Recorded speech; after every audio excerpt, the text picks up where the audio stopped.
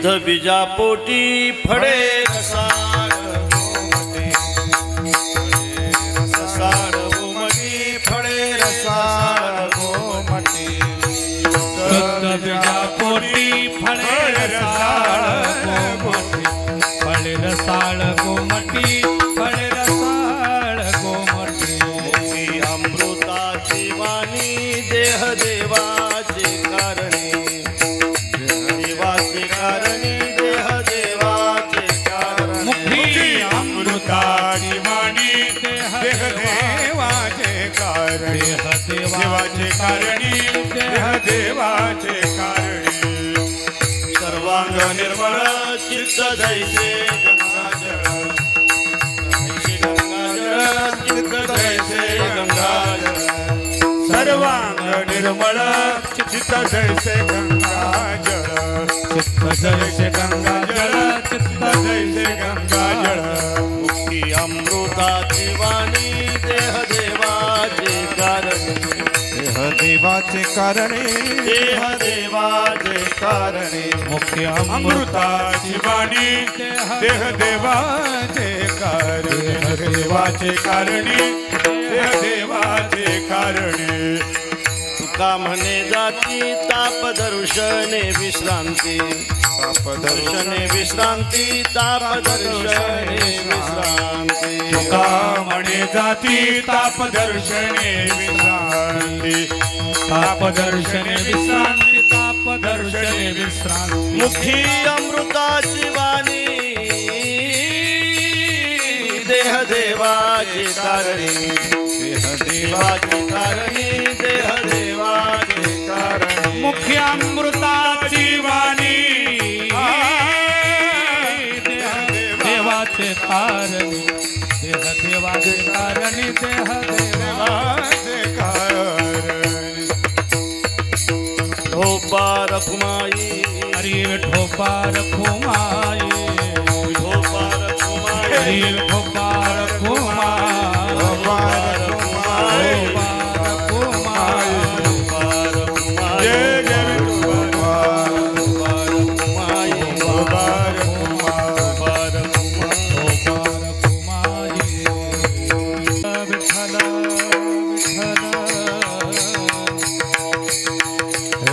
विठ्ठल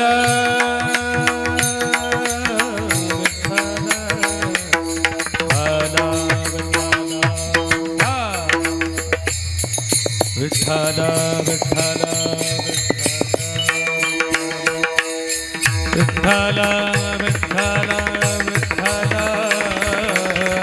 विठ्ठल विठ्ठल विठ्ठल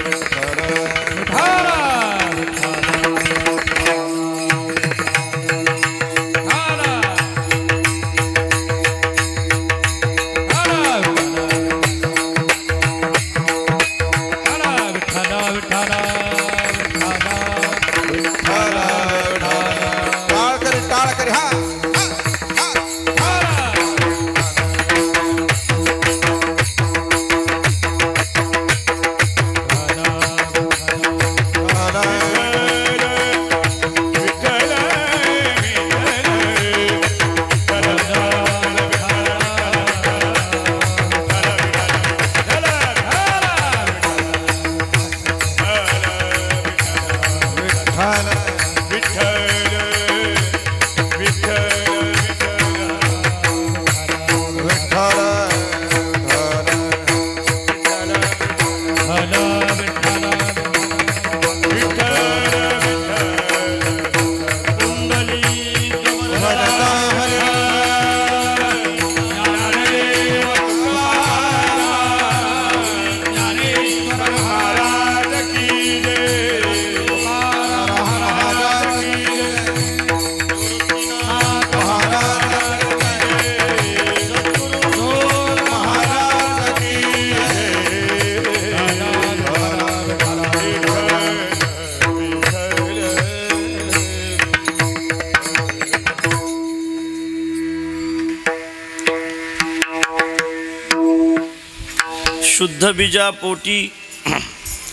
शुद्ध बीजा पोटी फळे रसाळ गोमटी मुखी अमृताची वाणी देहदेवाचे कारणी सर्वांग निर्मळ किंवा सर्वांगी निर्मळ चित्त जैसे गंगाजळ, मुखी अमृताची वाणी देहदेवाचे कारणी, तुका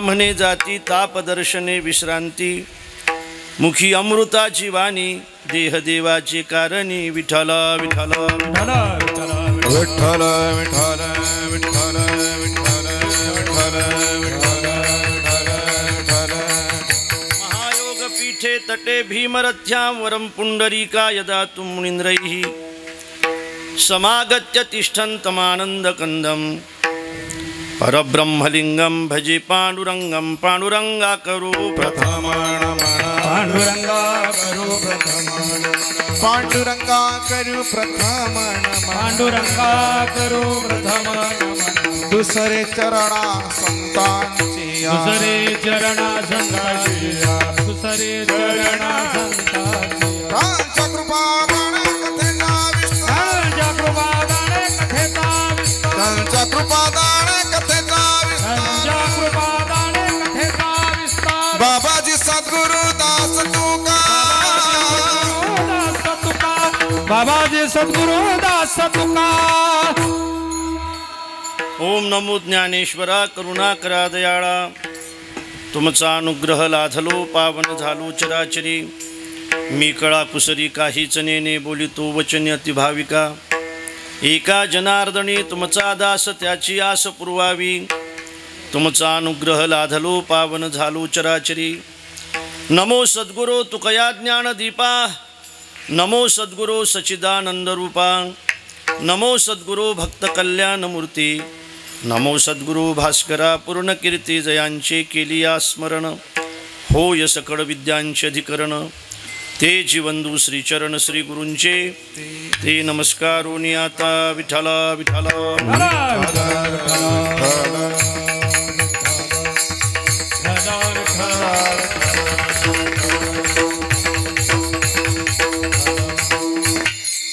शुद्ध बीजा पोटी फडे रसाड गोमटी, मुखी अमृताची वाणी देहदेवाची कारणी. वैकुंठवासी वच्छलाबाई सोपान आव्हाड यांच्या प्रथम पुण्यस्मरणाच्या निमित्ताने आजची ही कीर्तनरूपी सेवा आहे. अर्थात सौभाग्यवती वच्छलाबाई यांचे पती सोपान मुरलीधर आव्हाड, वच्छलाबाईचे चिरंजीव ज्ञानेश्वर सोपान आव्हाड, सौभाग्यवती सुरेखा अनंता नागरे ही त्यांची मुलगी आहे, आणि हरिभक्तीपरायण आमचे परमस्नेही भागवताचार्य योगेश महाराज हे त्यांचे चिरंजीव आहेत. अर्थात जगन्नाथ भाऊ आहेत, मदन भाऊ आहेत, बद्रीनाथ भाऊ आहेत, श्रीपद भाऊ आहेत, विलासराव आहेत, पांडुरंग भाऊ आहेत, संतोष भाऊ आहेत, विकास भाऊ आहेत, विदुरजी आहेत, माणिक भाऊ आहेत, सुनील भाऊ आहेत, गणेश भाऊ आहेत, अक्षय, भूषण आणि सत्यम हे त्यांच्या परिवारातली सगळी मंडळी आहे. पहा, हरिभक्तीपरायण योगेश महाराज यांनी आम्हाला या ठिकाणी येण्याबद्दलचा अत्यंत आग्रह केला आणि अत्यंत अडचणीच्या ठिकाणी उभं केलं. पहा,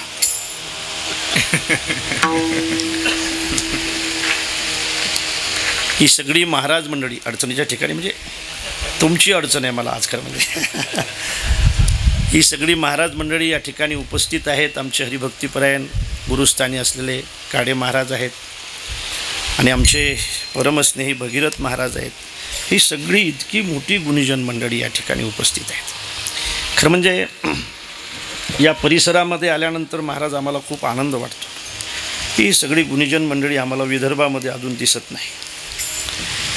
अजून त्या भागामध्ये थोडं कमी आहे असो, आणि म्हणूनच मला असं वाटतं आम्ही इकडे येतो.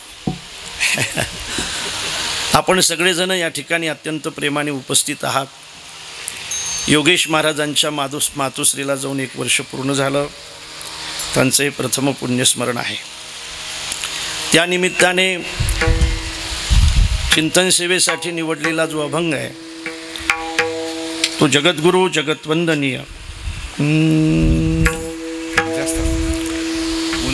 महाराष्ट्रभूषण संत शिरोमणी संत सम्राट वैराग्यमूर्ती श्री संत तुकोबारा यांचा 4 चरणाचा आपल्या सगळ्यांच्या परिचयाचा आणि खऱ्या अर्थाने कारण जर असेल, कार्य जर असेल तर त्याचा कारणाचा शोध आपण घेतलाच पाहिजे असा विचार प्रतिपादन करणारा आजचा अभंग आहे. एखादं कार्य जर तुम्हाला समोर दिसत असेल, त्याच्या कारणाचा जर आपण शोध घेत नसाल तर त्याला नास्तिक म्हणतात. कार्य आहे तर त्याचं कारण मानलंच पाहिजे. अयंग घटा जर तुम्ही म्हणत असाल तर त्या घटाचे काही कारण आहेत ते तुम्ही मानले पाहिजेत. हां, असेल काही उपादान कारण असेल, काही निमित्त कारण असेल, काही निमित्त उपादान असेल. उपादान असू द्या, निमित्त कारण असू द्या, निमित्त उपादान असू द्या. घट बनवण्यासाठी मातीही महत्त्वाची आहे, कुलालही महत्त्वाचं आहे, ते गाढवही महत्त्वाचं आहे, ते माती वाहणारं, आणि ह्या गोष्टी महत्त्वाच्या आहेतच. घट जर दिसत असेल तर तुम्हाला कुलाल मानावाच लागेल. अलंकार जर तुम्हाला दिसत असेल तर तुम्हाला सोनार मानावाच लागेल. असंच ना, सोनार मानावाच लागेल. तुम्हाला पट जर दिसत असेल तर त्याच्या पाठीमागचा कर्तासुद्धा तुम्हाला मानावाच लागेल. आणि हे जगत जर तुम्हाला दिसत असेल तर त्याचाही कर्ता तुम्हाला मानावा लागेल. अरे न मानून कसं जमेल? कसं जमेल न मानून? तुम्ही अलंकार मानता आणि सोनाराला मानत नाही. तुम्ही अलंकार मानता आणि सोनाराला मानत नाही. तुम्ही घट मानता आणि मातीला मानत नाही. मानावंच लागेल ना. घटाला जर तुम्ही मानत असाल तर तुम्हाला मातीला जसं मानावंच लागेल, तर तुम्ही जगताला मानत असाल तर तुम्हाला ईश्वराला मानावंच लागेल. विठ्ठल विठ्ठल जयापासोनी सकळ महिमंडळ हे झाले, महिमंडळ हे झाले, महिमंडळ हे झाले. जयापासोनी सकळ महिमंडळ हे झाले, महिमंडळ हे झाले, महिमंडळ हे जयापासोनी सकळ महिमंडळ हे झाले, महिमंडळ हे झाले, महिमंडळ हे झाले. जयापासोनी सकळ महिमंडळ हे झाले, महिमंडळ हे झाले, महिमंडळ हे झाले. नैयायिक तर असं म्हणतात महाराज की तुम्हाला प्रागभाव सुद्धा मानावा लागतो. प्रागभाव सुद्धा मानावा लागतो. वस्तूच्या अगोदरचा जो वस्तूचा अभाव असताना तो सुद्धा मानावा लागतो. त्याला प्रागभाव म्हणतात. वस्तूच्या अगोदरचा जो अभाव असेल त्याला प्रागभाव म्हणतात. आणि वस्तूचा विध्वंस झाल्यानंतर जो अभाव असेल त्याला प्रध्वंसाभाव म्हणतात. अन्याचा अन्य ठिकाणी असेल त्याला अन्योन्य अभाव म्हणतात. आणि अजिबात नसेल त्याला अत्यंत अभाव म्हणतात. म्हणजे तुम्हाला प्रागसुद्धा मानावा लागतो. नाही मानलं तर नास्तिकतेचा खऱ्या अर्थाने आरोप आपल्यावर होतो.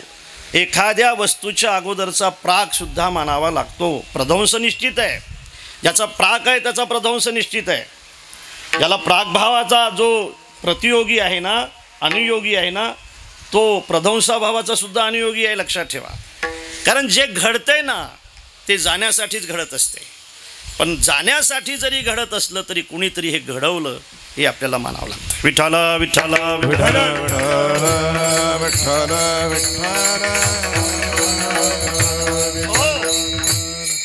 प्रागभाव हा अनादी आहे पण शांत आहे. अनादी आहे पण शांत आहे. प्रध्वंसाभाव हा साधी आहे, नाही का? हो, साधी आहे आणि अनंत आहे. तो प्रध्वंस राहतो म्हणतात. आणि अन्योन्य भाव हा खऱ्या अर्थाने अन्याचा अन्य ठिकाणी असलेला अभाव हा सुद्धा खऱ्या अर्थाने अभावच आहे. पण मला असं वाटतंय की या अभावाच्या पलीकडे जो भाव आहे तो अत्यंत महत्त्वाचा आहे. या अभावाला जो कारण आहे तो खऱ्या अर्थाने भाव आहे. आणि भाव त्याला म्हणतात की त्रैकाल ज्याचा बाध होत नाही तो खरा सत्य आहे आणि तो खरा भाव आहे. आणि म्हणून हा जो प्राग भावाच्या पहिले कोठेच नव्हते काही. पहिले कोठेच नव्हते काही. चंद्र सूर्य तारा नाही, अवघे शून्याची होते पायी. पण कानोबा तेरे तेरे म्हणजे प्राग भावाच्या अगोदरचा सुद्धा भाव म्हणावा लागतो. म्हणजे कोणीतरी होतं म्हणून खऱ्या अर्थाने या वस्तूचा हा प्रागभाव होता. असो, आपण सगळेजण जाणकार आहात. मला एवढंच आपल्या पुढे ठेवायचं आहे, एखादं कार्य जर तुम्ही मानत असाल तर त्या कार्याचा कर्ता आपल्याला मानावा लागतो. शिक्षक होते, शाळेमध्ये शिकवत होते, जरा नास्तिकच होते. नास्तिक असल्यामुळे पोरांना म्हणत होते की देवाचा आणि आपला काही संबंध नाही, देवाला आपण मानायची काही गरज नाही. त्यांचं आडनाव मानव होतं, पण बोलताना मात्र ते दानवासारखे बोलत होते.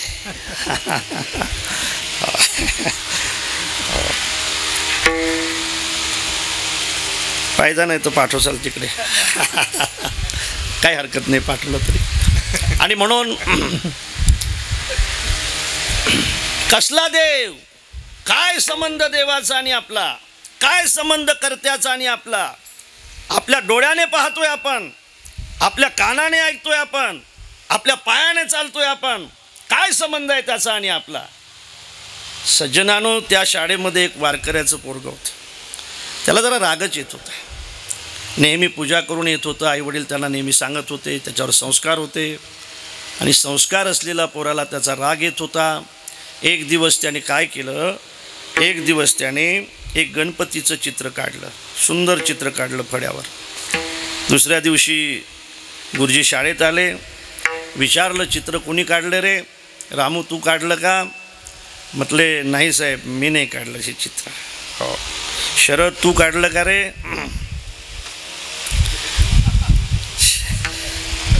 शरद म्हटलं मी नाही काढलं साहेब हे चित्र. शगन तू काढलं का रे? त्यातले नाही ते त्यात शगन घर बघ हे आहे का नाही शरद, हे तेच सांगतो मी, तुम्ही दुसरं डोक्यात नको आणू.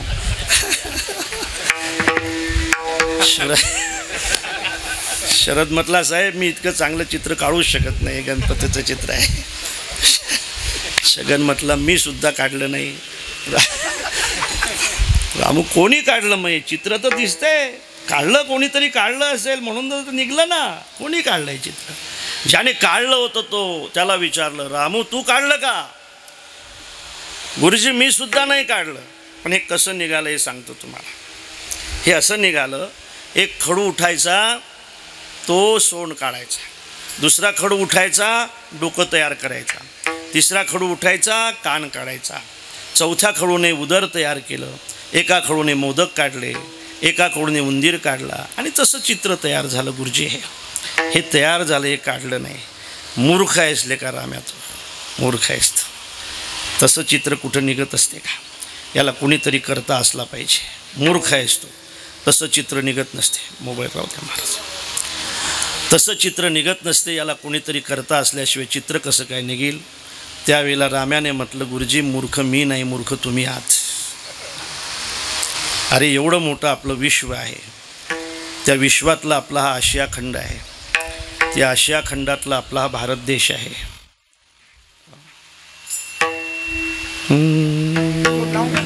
नाही फॅनमुळे होते. बरं असू द्या, असलं की स्वरात लावून घेत जा. आहेत चांगल्या थापा मारणार आहेत दोघंही बी. काय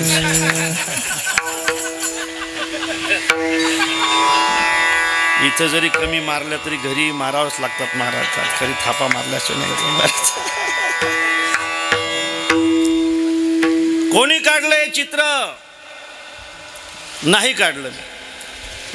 गुरुजी कोणीच नाही काढलं, हे चित्र निघालं. मूर्ख आहेस लेका, हे चित्र निघत नसते, याला कुणीतरी काढणार आहे. गुरुजी बोलत होतो मी, आपला हा भारत देश, त्या भारत देशातला आपला हा महाराष्ट्र, या महाराष्ट्रातला आपला हा जिल्हा, त्या जिल्ह्यातला आपला हा तालुका, त्या तालुक्यातली आपली जिल्हा परिषदची आपलं हे गाव, त्यातली ही जिल्हा परिषदची शाळा, त्या शाळेमधला हा फळा, त्या फळ्यावर चित्र काढण्यासाठी जर गुरुजी कोणी लागते तर या विश्वाचं चित्र काढण्यासाठी कोणी नको का? वा. विठ्ठल विठ्ठल विठ्ठल विठ्ठल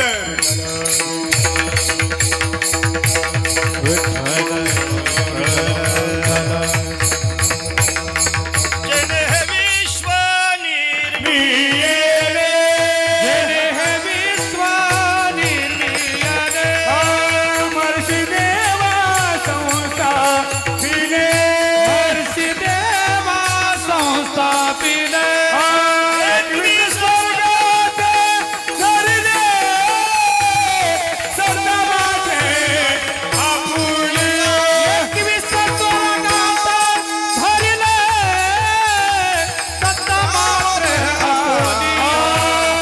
धरणी विश्व निर्मिले मर्ष देवा संतापिले एकवीस स्वर्गाते धरिले सत्ता मात्रे अपुरे विश्व निर्मिले मर्ष देवा संतापिले एकवीस स्वर्गाते धरिले सत्ता मात्रे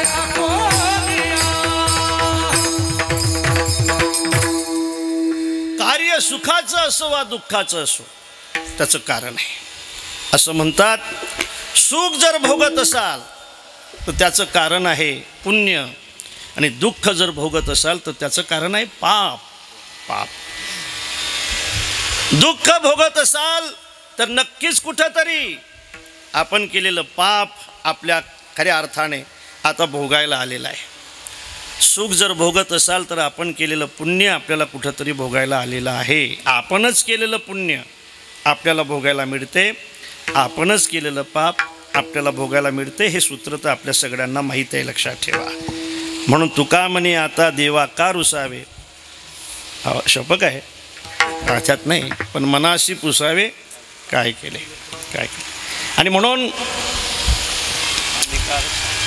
हां अनिका रुसावे न लगे बहुता बस महत्वाचं आहे. संचित आहे, भोगावं लागतं.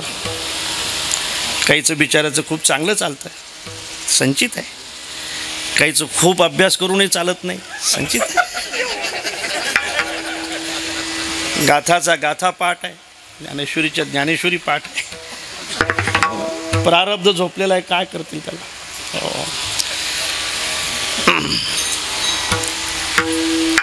कौशल्याच्या मांडेवर ज्या वेळेला दशरथजी पडलेले आहेत बिना पंखाच्या पक्षाप्रमाणे, कैकेयीने ज्या वेळेला वर मागितले, पहिल्या वराने भरताला गादी भेटली पाहिजे, दुसऱ्या वराने राघव 14 वर्ष वनवासात गेला पाहिजे. पहिल्या वराने गादी मागितली, दुसऱ्या वराने वनवास मागितला. राजे नाराज झाले. नाराज असणाऱ्या राजावर कैकेयीने आक्रमण चढवलं आणि कैकेयी म्हणते, राजे राघव तुमचा मुलगा आहे का, भरत तुमचा मुलगा नाही, मी काय तुमची विवाहित स्त्री नाही. मी जर तुमची विवाहित स्त्री असेल आणि भरत जर तुमचाच मुलगा असेल तर भरताला गादी मागितल्यानंतर तुम्ही ज्या अर्थी नाराज होत आहेत त्या अर्थी कपटी आहात राजे, तुम्ही कपटी आहात. राजे समजून सांगण्याचा प्रयत्न करतायत पण कैकेयी ऐकत नाही. हा अनुभव फक्त दशरथाचाच आहे असं नाही.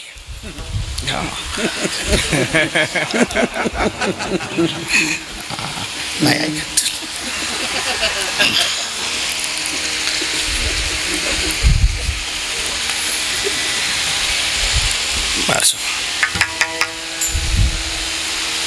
ज्या वेळेला सुमंत रामप्रभूला पोज करून परत येतात, आल्यानंतर कौशल्या माता आणि सुमित्रा माता त्या रथाजवळ जाते. रथाचे पडदे लागलेले असतात. परते ज्या अर्थी लागलेले आहेत त्या अर्थी आतमध्ये जानकी बसलेली असेल असं त्यांना वाटतंय. सुमित्रा माता ज्या वेळेला पडदे उघडते, हांबरडा फोडते आणि म्हणते सुमंत. सुमनजी म्हणतात हा राणी साहेब. आणि ज्या वेळेला कौशल्याच्या मांडीवर राजे पडलेले आहेत, या बाजूने सुमित्रा बसलेली आहे, समोर सुमंत उभा आहे. आणि सुमंताला राजे विचारतात, सुमन सांग माझा राघव कुठं आहे, माझा लखन कुठं आहे, माझी वैदेही कुठं आहे. तुला सांगितलं होतं ना रे सुमन, 4 दिवस वनवासामध्ये ठेवायचं आणि परत घेऊन यायचं म्हणून. सोडून आला तू त्यांना, सोडून आलाय तू त्यांना. तुला म्हटलं होतं ना रे सुमन, राम लक्ष्मण एखाद्या वेळेला ऐकणार नाही पण जनकाच्या मुलीला वनवासामध्ये सोडू नको म्हणून तिलाही सोडून आला तू सुमन. सुमन हे तरी सांग माझ्या राघवने माझ्यासाठी काय निरोप पाठवला. तो निरोप फारच महत्त्वाचा आहे महाराज. राघवने माझ्यासाठी काय निरोप पाठवला म्हटल्यानंतर सुमंत म्हटले, राजेसाहेब राघवने फक्त एकच निरोप पाठवला. तो कोणचा पाठवला? त्यांनी सांगितलं, बाबाला सांगा ज्या दिवशी माझा भरत गादीवर बसेल ना तो दिवस आम्हाला कळवा, त्या दिवशी आमची कुटिया सजवलेली असेल. बघा तो राज्याभिषेकाचा सोहळा आम्हाला याही ठिकाणी साजरा करायचा आहे. माझा भरत ज्या वेळेला गादीवर बसेल ना त्यावेळेला तो दिवस मला कळवा. सज्जनानो, ज्या वेळेला जानकीने वनवास मागितला रामप्रभूला, त्यावेळेला रामप्रभू म्हणतायत की मा, तू तर माझ्यासाठी कल्पतरू ठरलीस, तू तर खऱ्या अर्थाने मला खूप मोठं केलंय मा. मी जर गादीवर बसलो असतो तर लोकांनी फक्त मला राजा म्हटलं असतं, पण माझा भरत जर गादीवर बसला ना, लोक मला राजा म्हणणार नाहीत, राजाचा मोठा भाऊ म्हणतील मा. खरं सांगू का, घरातला करता माणूस सरळ असला पाहिजे. जो सरळ असेल तो करता असला पाहिजे. करता माणूस सरळ असला पाहिजे. प्रभू अत्यंत सरळ आहेत महाराज. प्रभू वनवासामध्ये जात आहेत आणि आता हा निरोप ऐकल्यानंतर त्या ठिकाणी रडतायत. रडत असताना कौसल्या म्हणते, राजे, क्षत्रिय लोक मरणाच्या सामोरी जाताना सुद्धा रडत नाहीत, तुम्ही का रडताय? कौसल्ये, समोरच्या भिंतीवर मला काही चित्र दिसत आहेत बघ, ते रडवत आहेत. आम्हाला नाही दिसत. नाही दिसणार तुम्हाला, आता माझं मरण जवळ आलंय म्हणून मला दिसत आहेत. दशरथांनो सावधान, शेवटच्या अवस्थेमध्ये आपल्याला सुद्धा समोरच्या भिंतीवर काही चित्र दिसणार आहेत. आता जरी नाही कळलं तरी त्यावेळेला कळणार आहे. कळू येईल अंतकाळी, प्राणप्रयाणाचे वेळी. बघ कौसल्य, तो मुलगा निघाला, झारी घेऊन निघाला तो. मी मंद अंधकारामध्ये एका वटवृक्षावर बसलो होतो, आम्रवृक्षावर बसलो होतो. त्या ठिकाणी ती झारी त्याने बुडवल्यानंतर मला असं वाटलं सावजच आहे. सोडलाय मी त्या आवाजाच्या दिशेने बाण. सावज नव्हतं, ते श्रावण होता. शेवटची इच्छा त्याने सांगितली, माझ्या आईवडिलाला पाणी घेऊन जा म्हणून. गेलो मी पाणी घेऊन. जशी चाहूल आली ना, तसं अंध आईवडिलाने विचारलं, आईने विचारलं, श्रावणा आला का रे? खूप दूर गेला होता का रे श्रावणा? श्रावणा, तुला त्रास तर दिला नाही ना आम्ही? ये दादा ये म्हणून ती चाहूल समोर येऊन थांबली. आणि जशी चाहूल थांबली तसं आईनं विचारलं, श्रावणा, आमच्या समोर उभा राहतो आणि आमच्याशी बोलत नाही. जोपर्यंत तू आमच्याशी बोलणार नाहीस तोपर्यंत तुझ्या हातचं पाणीसुद्धा आम्ही पिणार नाही. म्हणून भाव असा आहे महाराज, घरामध्ये कोणाशी अबोला असला तरी चालेल, शहाण्या मुलाने आपल्या आईशी कधी अबोला धरायचा नाही. एखाद्या वेळेला बापाशी असला तरी चालेल महाराज, ते कुठेतरी सप्त्याला जातील. पण आईशी जर अबोला धरत असाल तर कुठं जायचं ते नाही. आईशी नाही अबोला धरायचा महाराज. कोणाचं ऐकून पोरं आईशी अबोला धरतात मला माहीत नाही, पण नाही धरायचं. लहानपणी आपल्याशी किती प्रेमाने बोलत असते ते नेहमी सांगेल. 4-5 महिन्याचं असते महाराज, अशी बाजूनं बसलेली असते, ती त्या मुलाशी बोलत असते. काही समजत नाही त्याला. काय समजते सांगा? 5-6 महिन्याच्या पोराला काय समजते? हे काही समजत नाही त्याला. तरी ती बोलत असते की दादा माझे भांडे राहिले नाही का, म्हणते ना माझं धुणं राहिलं म्हणते ना.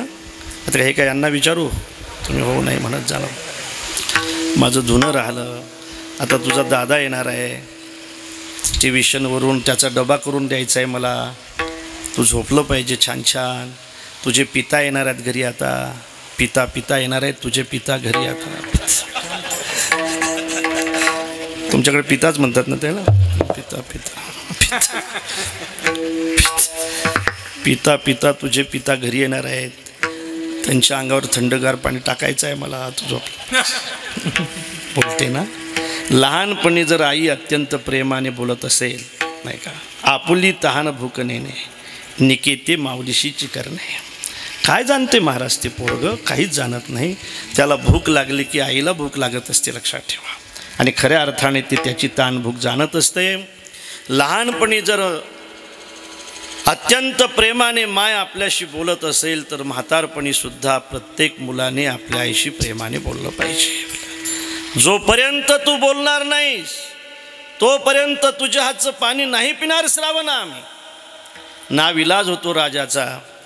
आणि राजे बोलतायत की मी श्रावण नाही, मग तू कोण आहेस? मी राजा आहेस. मग आमचा राजा कुठे आहे? हा सगळा वृत्तांत समजल्यानंतर शाप भेटतो, झाले का आम्हाशी दिदले पुत्र दुःख तुही पावसी पुत्र शोक. आणि त्यावेळेला कौसल्येला राजे म्हणतायत की कौसल्ये, कळलंय मला. असं वाटत होतं रामाच्या वनवासाला कारण कैकेयी आहे, असंही वाटत होतं रामाच्या वनवासाला कारण मंथरा आहे, असंही वाटत होतं रामाच्या वनवासाला कारण भरताची गैरहजेरी आहे.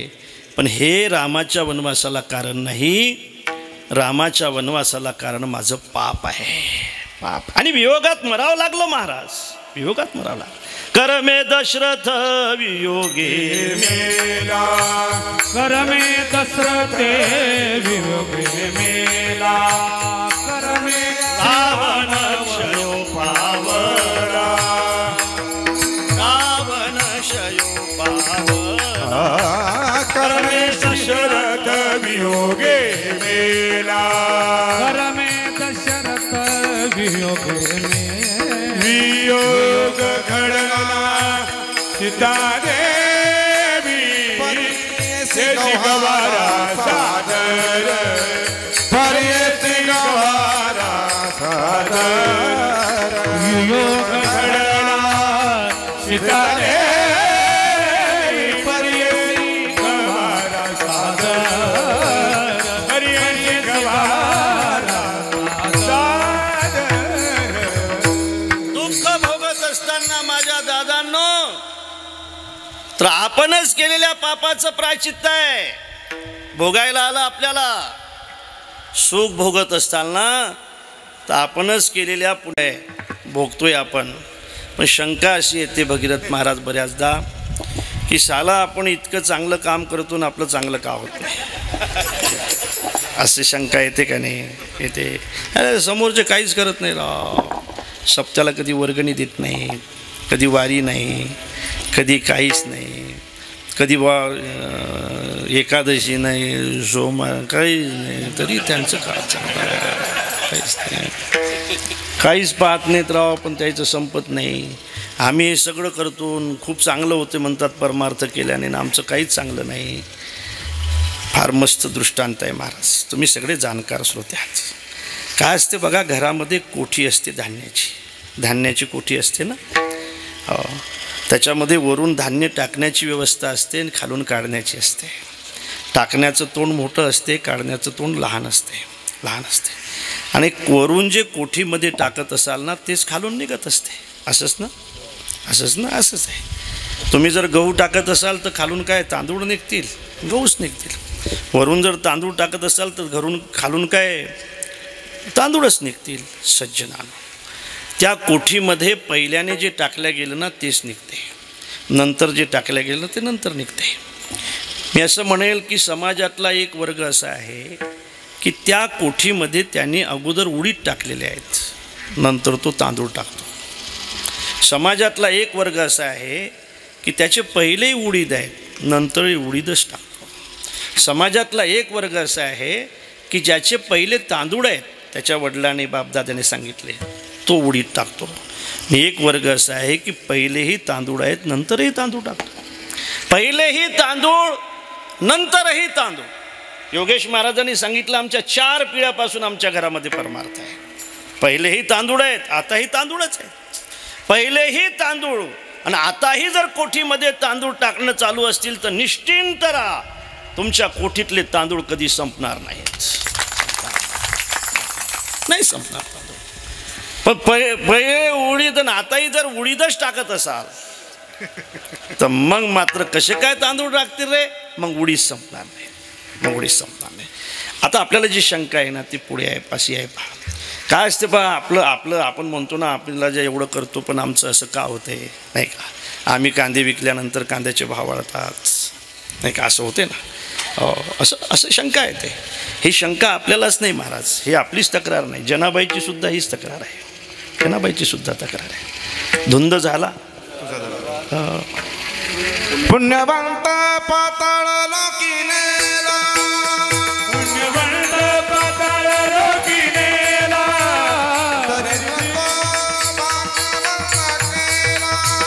दरिद्री तो भागवंत केला, स्वर्गाचा बहुमान वाढविला, स्वर्गाचा बहुमान वाढविला, कीर्तिमानाचा अपमान केला, कीर्तिमानाचा अपमान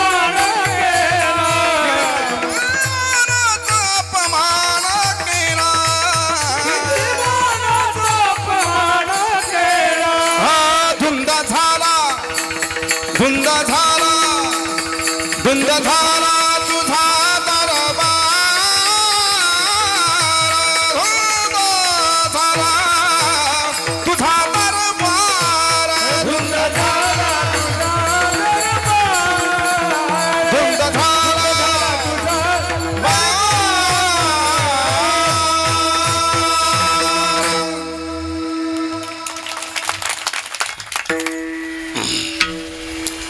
आम्ही मेलोले का बोलू बोलू हे असंच आहे महाराज. धुंद झाला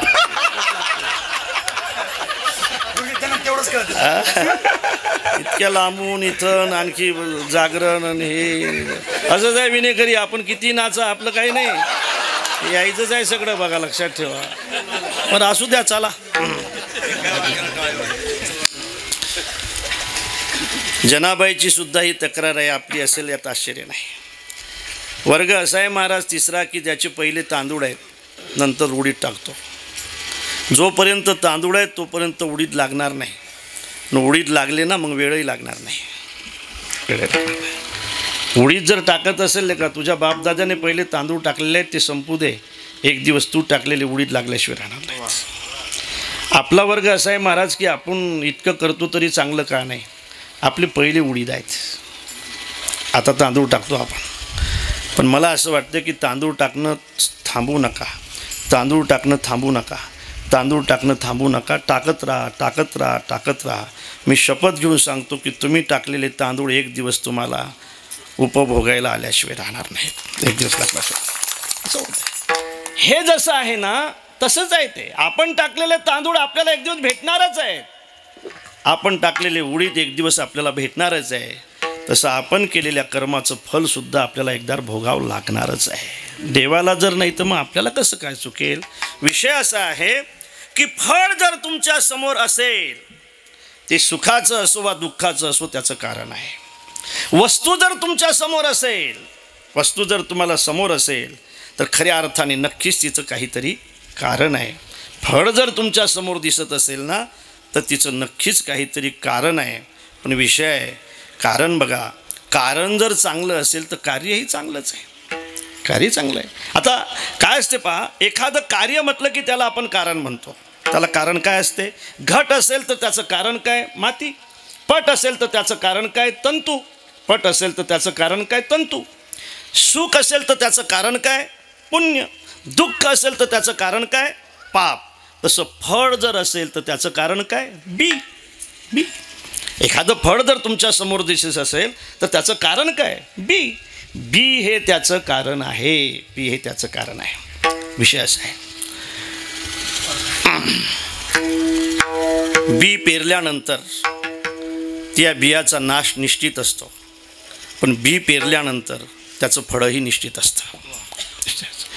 मला असं वाटतं भगीरथ महाराज, एखादं कणीस भोगण्यासाठी एखाद्या बियाने जर आपला नाश केला तर काय हरकत आहे. एका विना केला नाश, मग भोगिले कणीस, मग भोगिले कणीस, मग भोगिले कणीस. एका विना केला नाश, मग भोगिले कणीस, मग भोगिले कणीस, मग भोगिले कणीस. अरे समाजाला जर कणीस उपभोगायला भेटत असेल तर एखाद्या बियाणे आपला नाश करून घ्यायला काय हरकत आहे, काय हरकत आहे. सगळ्याच बियाणे जर ठरवलं की आपला नाही नाश होऊ द्यायचा, सगळ्याच बियाणे ठरवलं की आपण नाही पाया होऊ द्यायचं, व्हायचं.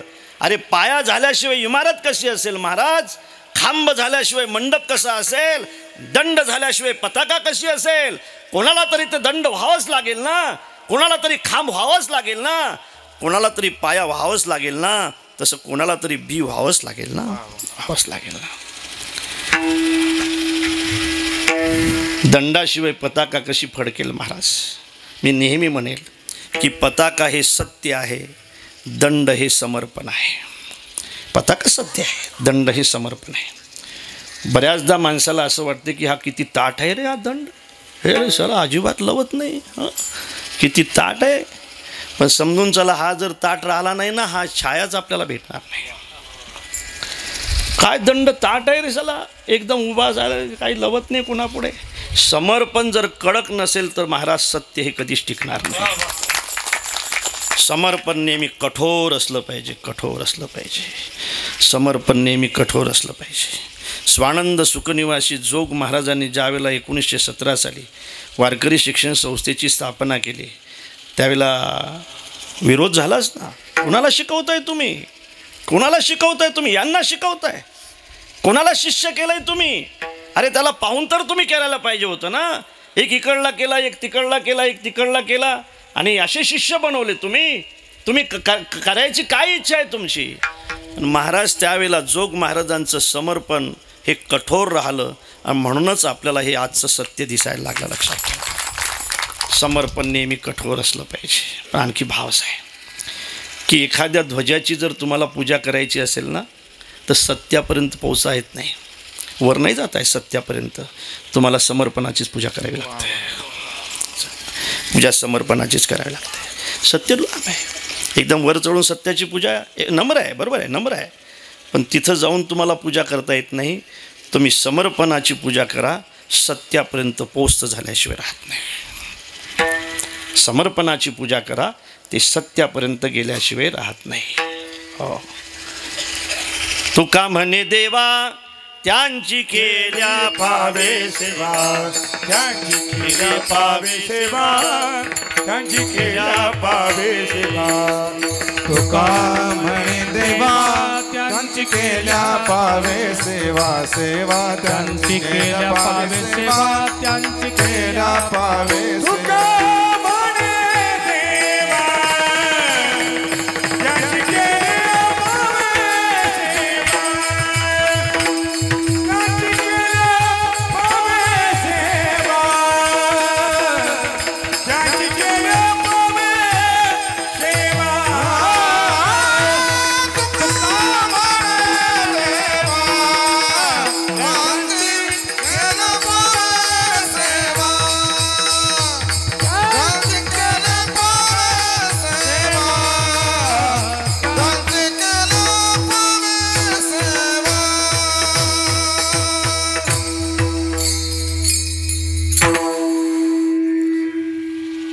इकडे एरंडाचे गुराड आहेत का महाराज?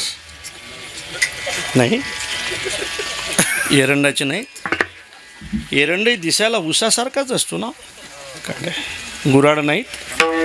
काहून? अरे त्यात काहीच नाही ना. ज्याच्यात काहीच नाही त्याच्याकडे कोणी पाहतही नाही. ज्याच्यामध्ये गोडी आहे त्या उसाला मात्र लोक चरख्यात घातल्याशिवाय राहत नाहीत, है ना. अशी चरख्यात घालतात महाराज. एकदार घातलं ना आणखी तिकून काढतात, आणखी डबल घालतात, आणखी काढतात, आणखी डबल घालतात. ह्याच्यावरही त्यांचं भागत नाही. तसं पिरगावतात महाराज. लोकांचं भागत नाही की पिरगावल्याशिवाय. लक्षात ठेवा. उसाने ठरवलं मला तुम्ही किती पिळलं ना गळे हो तरी मी माझी गोळी कधी जाऊ देणार नाही. दुसराही भाव असा आहे महाराज, पिळल्याशिवाय गोडीच निघत नाही.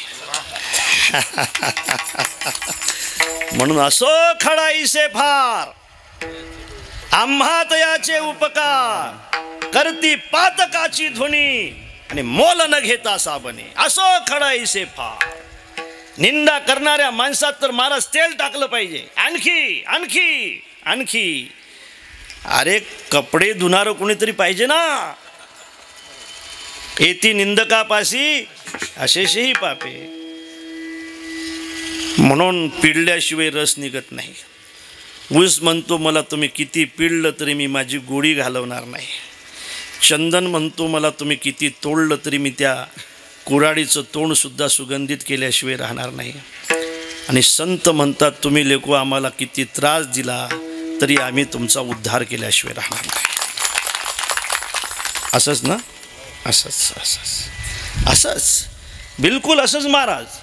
असंच आमचा नाच झाला तरी चालेल, आमच्या प्रपंचाची होळी झाली तरी चालेल, पण आम्ही धर्माची होळी कधी होऊ देणार नाही, नाही होऊ देणार.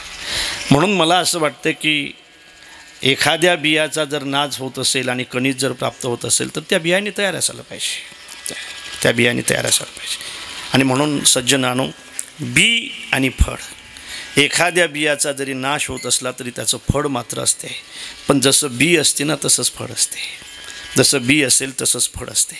बी वेगळं आणि फळ वेगळं असं कधी झालंच नाही. लक्षात ठेवा. जे बी तेच फळ, जे बी आणि तेच फळ. बी फळ नाही का, नाही का. हरीचं नाव हे बी आणि हरीचं नाव हेच फळ. बीसुद्धा हरीचं नावच आहे.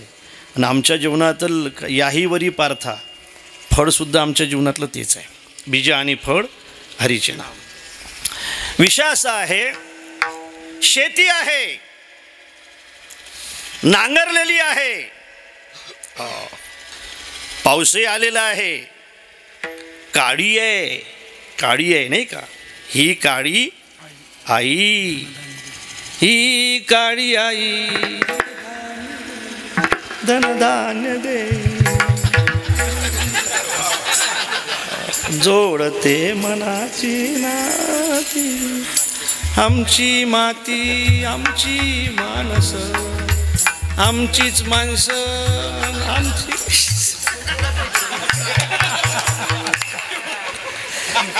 असा अर्थ आहे त्याचा. आमचीच माणसं आमचीच माती.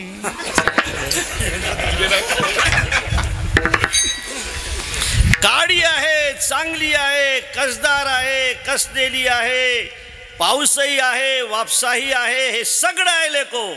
बी नसेल तर, बी नसेल तर, आणि चांगलं नसेल तर, चांगलं नसेल तर, बी चांगलं असलं पाहिजे.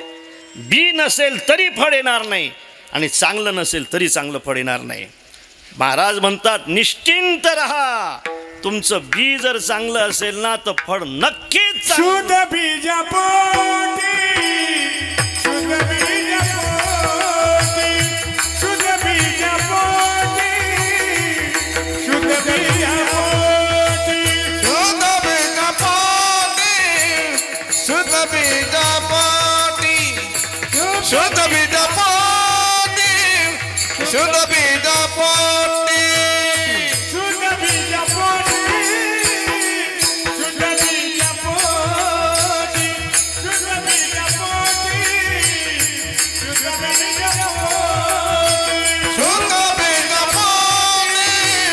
शुद्ध बीजा पोटी, शुद्ध बीजा पोटी, शुद्ध बीजा पोटी, शुद्ध बीजा पोटी.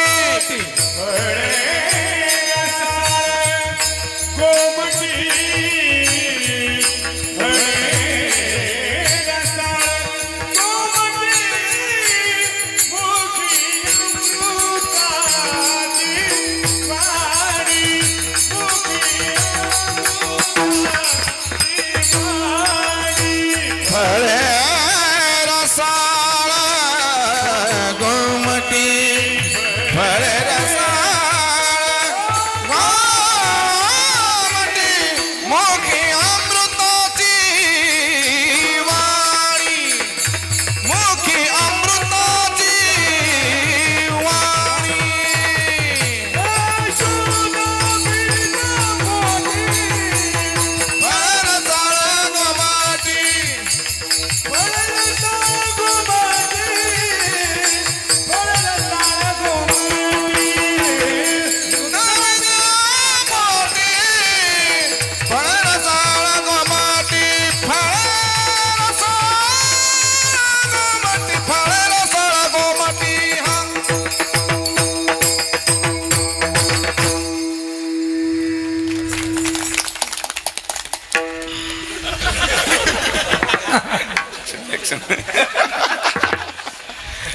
प्रमाण झालं तरी तुम्ही अजून नंतर असू द्या.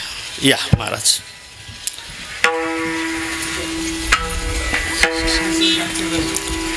बी जर शुद्ध असेल त्याचं फळही. या महाराज या.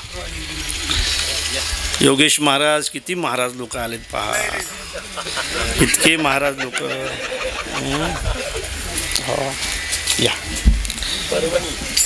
हां परवणी आहे. हो ना. खरं मला जर माहीत असतं तर तो चमचा उचला तिथून. इथं काही काम नाही त्याचं.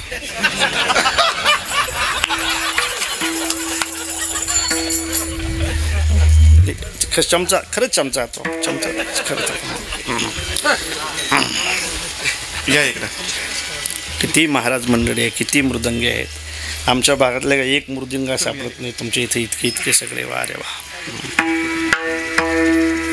योगेश महाराजवर आपलं सगळ्यांचं प्रेम आहे.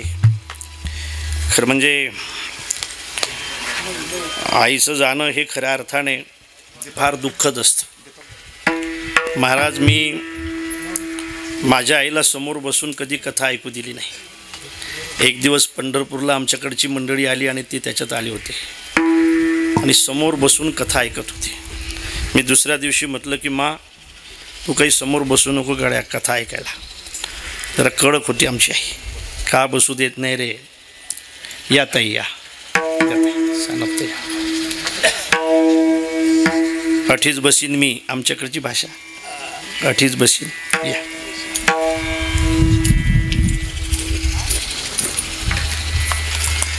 बसा. बरंच लांब आले. अठीच बसील म्हणे मी. अरे मा नको बसू. काय होते, तू समोर बसली ना की मला कथा करता येत नाही. आईला म्हटलं. अडचण सांगितली की मा, जसा प्रसंग असेल तसा भाव असला पाहिजे ना. प्रसंग जसा असेल तसा भाव असला पाहिजे. मी कोणताही प्रसंग सांगितला की सारखे डोळे पुसत राहतं मा तू. म्हणून मला कथा कशी करता येईल घडलेला. तिला सांगता नाही आलं महाराज, पण तिचं मनोगत असं होतं की अरे मी अशिक्षित आहे, मी अडाणी आहे, मी खेड्यातली आहे का, मला काय समजतं रे प्रसंग कोणचा आहे आणि कोणचा भाव कसा आहे. मला यातलं काहीच समजत नाही. मला फक्त एवढंच समजते की हे सगळे प्रसंग सांगणारा माझा मुलगा आहे. हे आई आहे महाराज. विठ्ठला विठ्ठला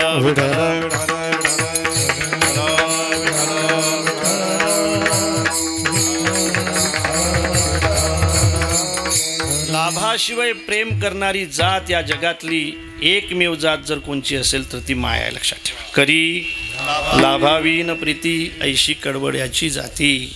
मातेची आची ती अवघी बालकाची व्याप्ती. बालकाची व्याप्ती अवघी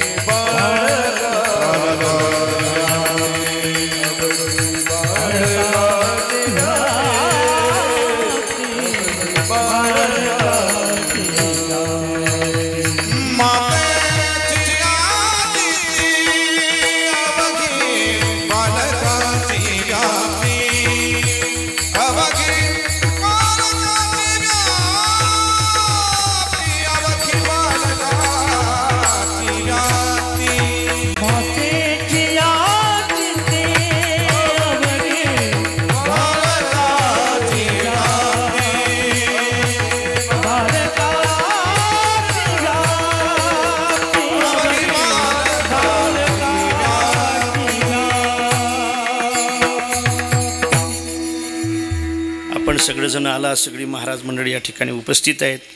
विषय आपला असा चालू होता, फळ जर चांगलं असेल तर त्याचं बी नक्की चांगलं असतं, असा विषय होता. कसे असतात या अभंगाला लावण्याचे दोन भाग आहेत. एक भाग असा आहे की बाबा हे जर चांगलं असेल तर हे चांगलं असतं. हा जर अभंग इकडे लावला तर थोड्या शंका येतात. त्यातली पहिली शंका अशी आहे की बाबा बी चांगलं तर फळ चांगलं. पण काही ठिकाणी आपल्याला असं पाहायला मिळते बी चांगलं आहे हो पण फळ चांगलं नाही. काही ठिकाणी बी वाईट आहे तर फळ चांगलं आहे. काही ठिकाणी बी चांगलं आहे आणि फळही चांगलं आहे. आणि काही ठिकाणी बी वाईट आहे आणि फळही वाईट आहे. बी चांगलं नाही आणि फळही चांगलं नाही. पाहायला भेटते महाराज असं आपल्याला. हिरण्यकश्यपू रूपी बी याला चांगलं म्हणाल तुम्ही. अरे हिरण्यकश्यपू रूपी जे बी आहे याला चांगलं म्हणाल तुम्ही. नाव घेऊन येदी देवाचे हे ब्रीद हिरण्यकश्यपूचे याला चांगलं म्हणाल तुम्ही. हिरण्यकश्यपू रूपी बियाला तुम्हाला चांगलं म्हणता येणार नाही आणि प्रल्हाद रूपी फळाला तुम्हाला वाईट म्हणता येणार नाही. इथं बी वाईट आहे फळ चांगलं आहे. फळ चांगलं आहे. बी वाईट आहे पण फळ चांगलं आहे. काही ठिकाणी बी चांगलं आहे तर फळ वाईट आहे. हो, पाहायला भेटते आपल्याला. श्रीकृष्ण यादव हे बी आहे नाही का? श्रीकृष्ण यादव हे बी आहे. मी संगतीसाठी सांगतो, श्रीकृष्ण यादव हे बी आहे, लालू प्रसाद यादव त्याचं फळ आहे. म्हणजे संगतीसाठी सांगतो. नाही ते यादव आहेतच ना, ते नाही का, ते आहेतच ना. तर त्यातले बिचारे काही राहिले, त्यातले हे आहेत काही. हो,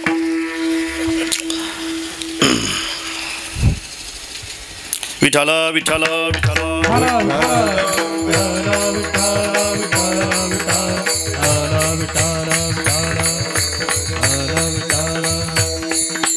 भोगी माणसं कोण्याही क्षेत्रामध्ये असू द्या, ते क्रांती करू शकत नाहीत. खरं सांगतो तुम्हाला, कोण्याही क्षेत्रामध्ये असू द्या ते क्रांती करू शकत नाहीत. मला असं वाटते या देशामध्ये क्रांती व्हावी असं जर वाटत असेल तर योगीचीच गरज आहे. कोण्याही अर्थाने घ्या बरं का, कोण्याही अर्थाने घ्या, कोण्याही अर्थाने घ्या, कोण्याही अर्थाने घ्या, हो कोण्याही अर्थाने घ्या. योगीच महाराज भरताची आणि रामप्रभूचा संवाद आहे पहा. त्याने असं सांगितलं, स्नेहोदयांच सौख्यंच यदि वा जानकीमपी आराधनाय लोकस्य न मुंचते नास्ति मे व्यथा. खरं सांगू का भरता, स्नेहाने माझा त्याग केला तरी चालेल, मी परवा करणार नाही. आणि मी स्नेहाचा त्याग करायला तयार असेल, म्हणजे माझ्याबद्दल असलेला स्नेह, माझ्याबद्दल मी स्नेहाचा त्याग करेल, मी दयेचा त्याग करेल, मी सौख्याचा त्याग करेल. बोलू नका साहेब बोलू नका. मी स्नेहाचा त्याग करेल, मी दयेचा त्याग करेल, मी सौख्याचा त्याग करेल. अरे यदि वा जानकीमपी, मी जानकीचाही त्याग करेल, पण लोकांना दिलेल्या शब्दाचा मात्र मी कधी त्याग करणार नाही. मी लोकांसाठी कितीही त्याग करायला तयार असेल, मी जानकीचाही त्याग करेल. महाराज याला त्याग म्हणतात, याला त्याग म्हणतात. मग क्षेत्र कोणचंही असू द्या, मला असं वाटते गरज योग्याचीच आहे. ते यादव आठवले म्हणून योगी आठवले बरं का मला. विषय असा आहे की बी चांगलं आहे हो, पण फळ अशुद्ध आहे. बी शुद्ध आहे पण फळ अशुद्ध आहे. काही ठिकाणी बीही शुद्ध आहे महाराज आणि फळही शुद्ध आहे. बी शुद्ध आहे आणि फळही शुद्ध आहे.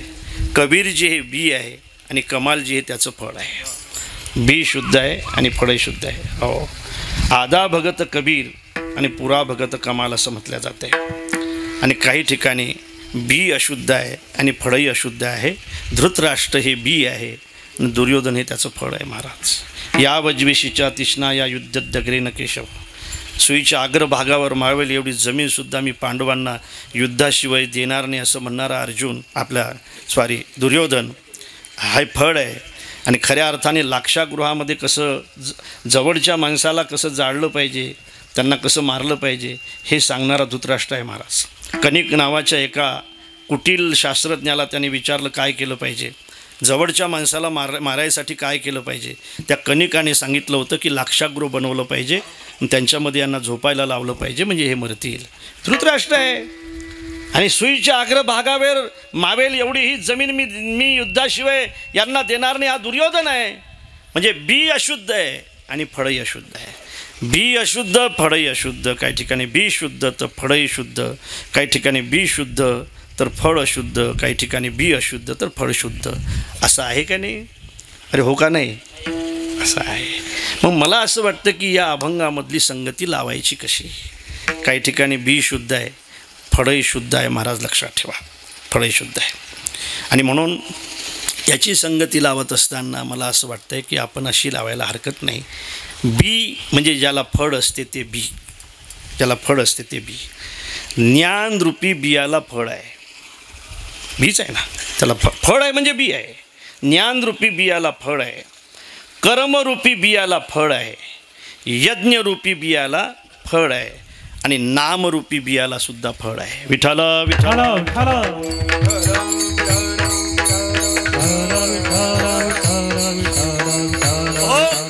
ज्ञान हे बी आहे आणि मोक्ष हे त्याचं फळ आहे. ज्ञाने विनय की उपाय करते जितुके. ज्ञानाशिवाय मोक्षच नाही. ज्ञान हे बी आहे आणि मोक्ष हे त्याचं फळ आहे. कर्म हे बी आहे आणि अंतकरणाची शुद्धी हे त्याचं फळ आहे. योग हे बी आहे आणि चित्तवृत्तीचा निरोध हे त्याचं फळ आहे. यज्ञ हे बी आहे आणि स्वर्गप्राप्ती हे त्याचं फळ आहे. त्याचं फळ आहे. ज्ञानालाही फळ आहे ज्याचं नाव मोक्ष आहे. कर्मालाही फळ आहे ज्याचं नाव अंतःकरण शुद्धी आहे. योगालाही फळ आहे त्याचं कारण चित्तवृत्तीचा निरोध आहे. यज्ञालाही फळ आहे त्याचं नाव स्वर्गप्राप्ती आहे. बी आहे आणि फळही आहे. तर मग या ठिकाणी नेमकं बी कोणचं आहे? ज्ञानरूपी बी आहे, कर्मरूपी बी आहे, योगरूपी बी आहे का यज्ञरूपी बी आहे? मला असं वाटतं की आपल्याला पुढच्या चरणावरून लक्षात येईल की बघा तुम्ही ज्ञान हे बी एकच आहे महाराज, त्याचं फळही एकच आहे. एकच फळ आहे ना. अरे ज्ञान हे बी एक आहे त्याचं फळ आहे मोक्ष, म्हणजे बी एक आहे आणि फळही एकच आहे. कर्म हे बी एक आहे, अंतःकरणाची शुद्धी त्याचं फळ एकच आहे. यज्ञ हे बी एक आहे, स्वर्गाची प्राप्ती त्याचं फळही एकच आहे. पण महाराजांना अपेक्षित हे आहे की बी एक असलं पाहिजे आणि फळं अनेक असले पाहिजेत. अनेक असलं पाहिजे. म्हणून फळं रसाळ गोमटी नाही, फळे रसाळ गोमटी. शुद्ध बीजा पोटी फळे रसाळ गोमटी. एक बी आणि एक फळ नको, एक फळ नको. बी एक असलं पाहिजे आणि त्याचे फळं अनेक असले पाहिजेत. काय नो हे केले एका चिंतिता विठ्ठले, एका चिंतिता विठ्ठले. काय नो हे केले एका चिंतिता विठ्ठले, एका चिंतिता विठ्ठले, एका चिंतिता.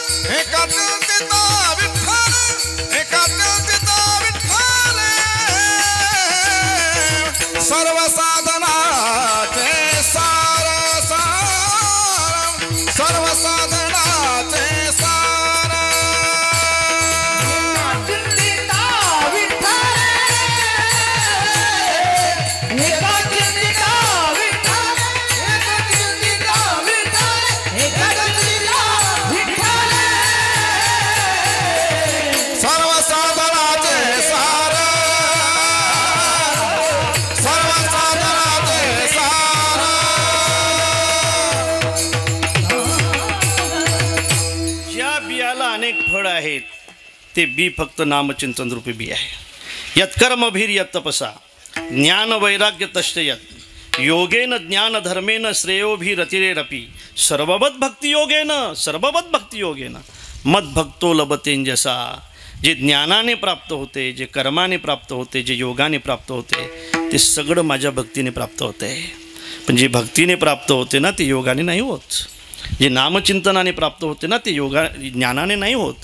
ज्ञानही मोक्षही नामचिंतनाने प्राप्त होतो आणि अनेक फलंसुद्धा नामचिंतनाने प्राप्त होतात. म्हणून काय नो हे केले एका चिंतिता विठ्ठले, सर्व साधनाचे सार. आणि म्हणून नामचिंतन रूपी बी असावं असं मला वाटते.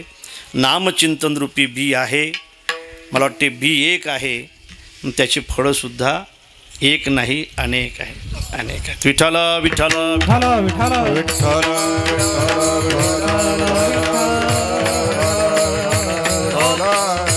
अंतःकरण शुद्धी हे नामचिंतनाचं फळ आहे. मोक्षप्राप्ती हे सुद्धा नामचिंतनाचं फळ आहे. स्वर्गप्राप्ती हे सुद्धा करू स्वर्गीची निशाणी हे सुद्धा नामचिंतन रूपी बियाचं फळ आहे. चित्तवृत्तीचा निरोध हे सुद्धा नामचिंतन रूपी बियाचं फळ आहे. अनेक साधनेने जे फळं प्राप्त होतात ते नामचिंतन रूपी बियाणे प्राप्त होतात. ऐका गड्या, अनेक साधनेला महाराज सहकारी साधनेची गरज आहे, नामचिंतनाला सहकारी साधनेची गरज नाही. कालोस्ती यज्ञदाने वा यथा कालोस्ती सज्जपे विष्णू संकीर्तनं कालो नास्त्यत्र पृथ्वीपते किंतु स्वतंत्र मे वैतन काम कामित कामदम. स्वतंत्र आहे. पारधी जर शिकार करायला गेला ना त्याला शिकारीसाठी शस्त्राची गरज आहे, वाघाला नाही. दिव्याला जर प्रकाश द्यायचा असेल ना, त्याला तेलाची गरज आहे, सूर्याला नाही. सूर्य हा स्वतंत्र प्रकाशक आहे, वाघ हा स्वतंत्र खऱ्या अर्थाने शिकार करणारा आहे. तसं नामचिंतनाला सहकारी साधनेची गरज नाही, ती स्वतंत्र आहे, ते स्वतंत्र आहे. अरे बाबा, कर्माला विधिनिषेधाची गरज आहे नाही का, योगाला युक्त कालाची गरज आहे, यज्ञाला योग्य देशाची गरज आहे, ज्ञानाला वैराग्याची गरज आहे, सहकारी साधनेची गरज आहे त्याला.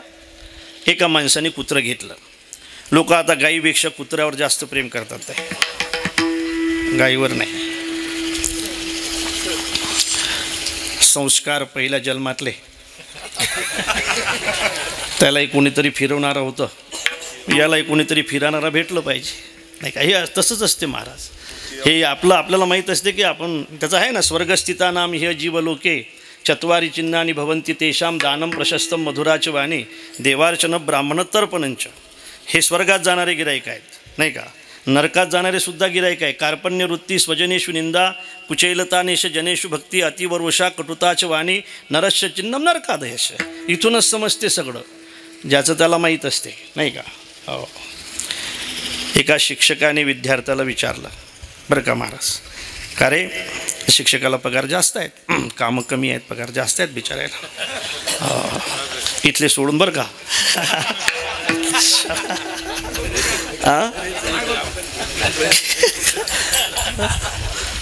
तुम्ही कशाला, त्यांचं काही जवळचं नातं आहे का.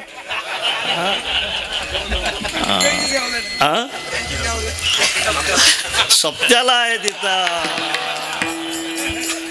अच्छा, मग घोंगडं गुतेल आहे तुमचं. या अध्यक्ष, या या.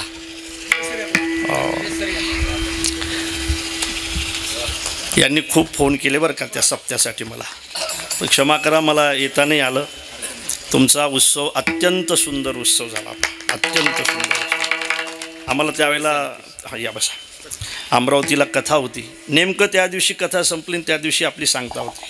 दुसऱ्या दिवशी आम्ही इकडेच होतो. पण असू द्या, पुढच्या वेळेस आता. हो, काय सांगत होतो. हो, शिक्षकाने विचारलं, ज्याचं त्याला माहीत असते असं. का रे म्हणे, तुझ्या बापाला मी 5,000 रुपये दिले. 5,000 रुपये शेकड्याप्रमाणे, नाही 5 रुपये शेकड्याप्रमाणे. 5 रुपये शेकड्या समजतो ना इकडे. 5 रुपये शेकड्याप्रमाणे 5,000 रुपये दिले. त्याला 6 महिने झाले. आता तुझ्या बापाकडून मला किती पैसे मिळतील, किती पैसे मिळतील. तो पोरगा म्हटलं, काहीच मिळणार नाही साहेब, गुरुजी काहीच मिळणार. गुरुजीला राग आला, एक त्याच्या कानाखाली लावली, मूर्खा, काहीच मिळणार नाही म्हणून तुला हिशोब समजत नाही, हिशोब जाणत नाही तू. तो म्हटला, गुरुजी मी हिशोब चांगला जाणतो, पण तुम्ही माझ्या बापाला जाणत नाही.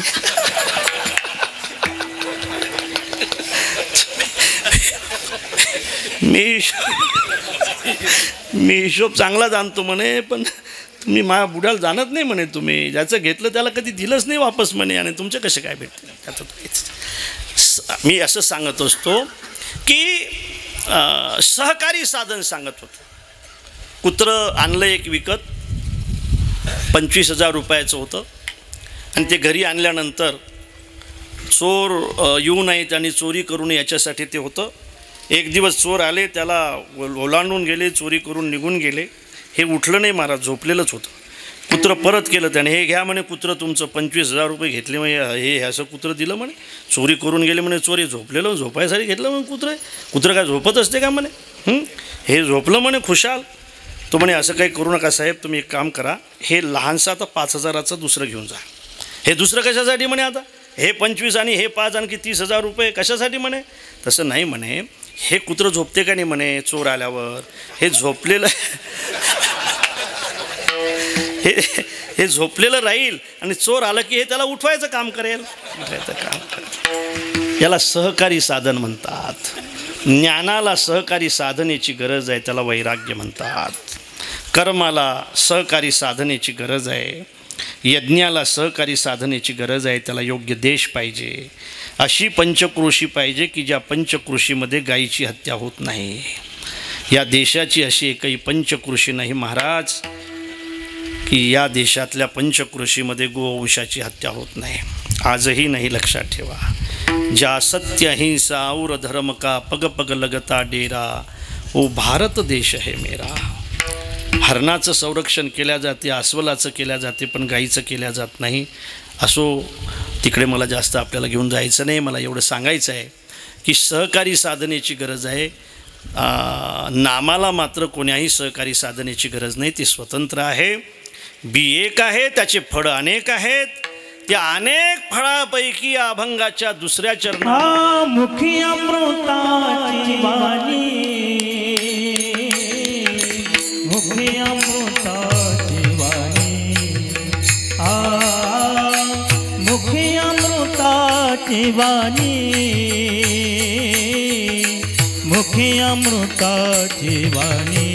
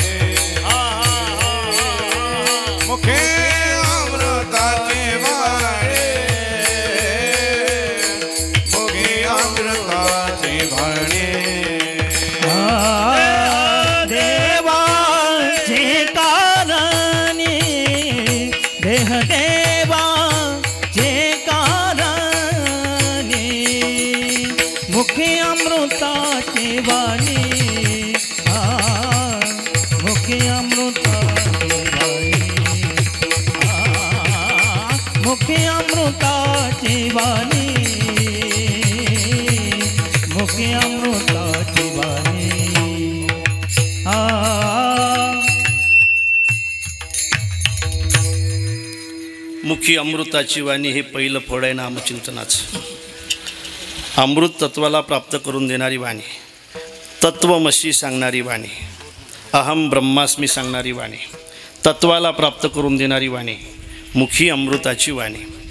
आणि अमृतासारखं गोड नाम ज्यांच्या चिंतनामध्ये नेहमी असते, मला असं वाटतं यालाही म्हणतात मुखी अमृताची वाणी.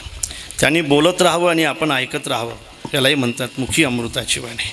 महाराज अमृत महाराज नरखेडकर बरं का, मला असं वाटतं की ज्यांनी त्यांचे कीर्तन ऐकले असतील, तुम्ही ऐकले असतील, तुम्ही ऐकलं, तुम्ही तर बरोबर नागपूरकर महाराजांचे ऐकले. काय सुंदर संस्थेमध्ये ना, काय सुंदर चाली महाराज. आता बिचाऱ्या चाली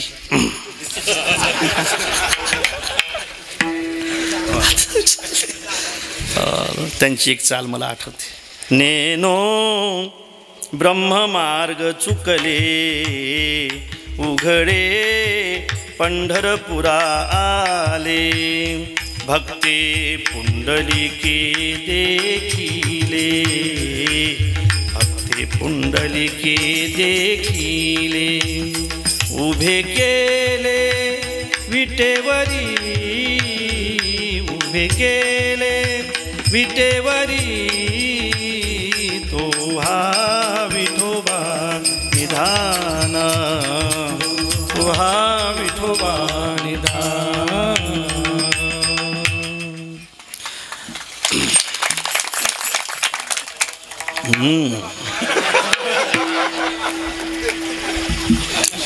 नवीन नवीन नाही वाजवल्या, जुन्या जुन्याने चालू केल्या.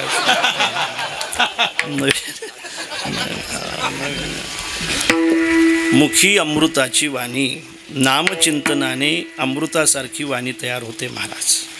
पिंपळगाव म्हणून गाव आहे आमच्याकडे अमरावती जिल्ह्यात. बंकट स्वामी महाराज आले होते तिथं. स्वामी महाराज आमच्याकडे यायचे महाराज. आमचं विगाव नावाचं गाव आहे, तिथं 22 वर्ष सतत आले पहा. तिथं त्यांना 7 का 10 एकर शेतीसुद्धा त्यावेळच्या लोकांनी दिलेली आहे पहा. स्वामी महाराज जर नसते ना लेको, तर हा मृदंग इतका चांगला वाजलाच नसता. लक्षात, स्वामी महाराज जर नसते ना, तर ह्या चाली आपल्याला आपल्यापर्यंत आल्या नसत्या. लक्षात ठेवा, चाली म्हणणं वेगळे असतात, चाली तयार करणं वेगळे असतात. की ज्यांनी चाली तयार केल्या आहेत. आणि म्हणून स्वामी महाराज पिंपळगाव नावाच्या गावाला गेले. त्या ठिकाणी सकाळी सकाळी तांब्या घेऊन बाहेर निघाले. त्यांना शेवटचा गण चालू होता सकाळी 4 वाजता. रात्रभर जो चालते त्याला काय म्हणतात तुम्हाला माहीत आहे. त्या पोराचा त्याने आवाज ऐकला आणि तांब्या घेऊन फळावर गेले. आणि तो म्हणत होता, त्या पोराला विचारलं, का रे तुझं नाव काय? तो म्हटलं माझं नाव रामचंद्र आहे. काय लेका? रामचंद्र नाव सांगतो तमाशा करतो. काय करू म्हणे? बाबा पोटासाठी करावं लागतंय. स्वामी म्हटले चालशील का? हा बाबा इच्छा असेल तर येईल. रामचंद्र स्वामींसोबत आले, पंढरपूरला आळंदीला राहिले. ते रामचंद्र राहिले नाहीत, ते रामचंद्र महाराज नागपूरकर झाले. काय गोड चाली महाराज, काय सुंदर नाही का सगळं. मुखी अमृत, रात्र रात्र नामचिंतन करायचे, रात्र रात्र नामचिंतन करायचे. मुखी अमृताची वाणी हे पहिलं फळ. आणि आपला देह देवाचे कारणी, आपला देह देवाच्या कारणी असावा. आणि लावतायत हे दुसरं नामचिंतनाचंच फळ आहे महाराज. आहे आपल्या देहाने काहीतरी चांगलं व्हावं, हे नामचिंतनाचंच फळ आहे, लक्षात ठेवा. अंतकरणाच्या शुद्धीशिवाय माणसाला चांगलं करायची इच्छाच होत नाही.